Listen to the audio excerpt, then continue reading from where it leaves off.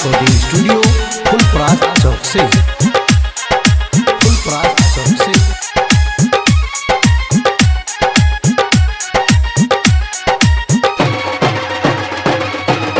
छोही रख लागे हमारा भुला अपना तो खुश छही हमारा रुला अब कद कही तू कोना जिये छिए गे अब कद कही तू कोना जिये छिए गाजा भर का सिगरेट माँ पिए छिए गाजा भर का सिगरेट माँ पिए छिए छोही रख गलही गे हमारा भुला अपना तो खुश छही हमारा रुला अब कद कही तू कोना जिये छिए गे अब कद कही तू कोना जिये छिए गाजा भर का सिगरेट माँ पिए छिए गाजा भर का सिगरेट माँ पिए छिए।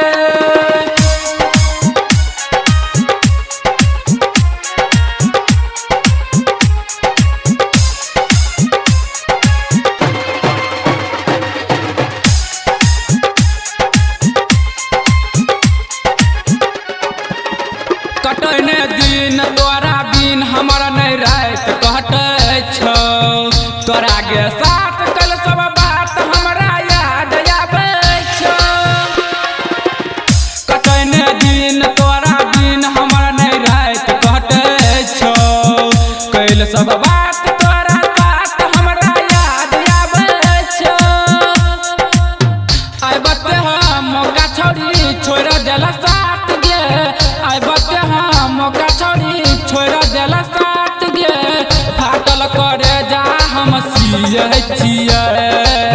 फाटल करे जा हम सिए छिए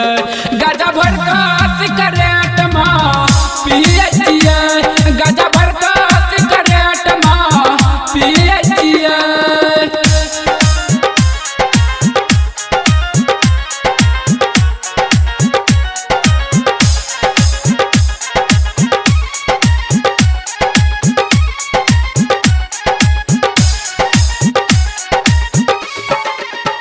डीजे रूपा सरवन के बनेला ही तगे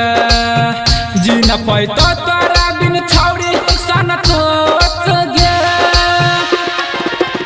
डीजे रूपा सरवन के बनेला ही तगे जी न पैतो तोरा बिन छौरी सन तोस गे डीजे चना देशवर के भेलही वीरान गे नीरमलिया आब जिये छिए ठीक कहै छी आब जिये छिए गाजा भर का सिगरेट माँ पिए छिए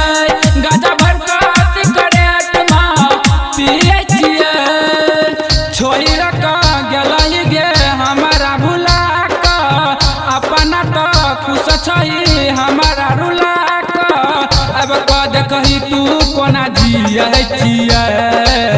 अब कद कही तू कोना जिये छिए गाजा भर का सिगरेट माँ पिए छिए गाजा भर का सिगरेट माँ पिए छिए। जय माँ काली रिकॉर्डिंग स्टूडियो फुलपरास चौक से। 91 13 90 67 65।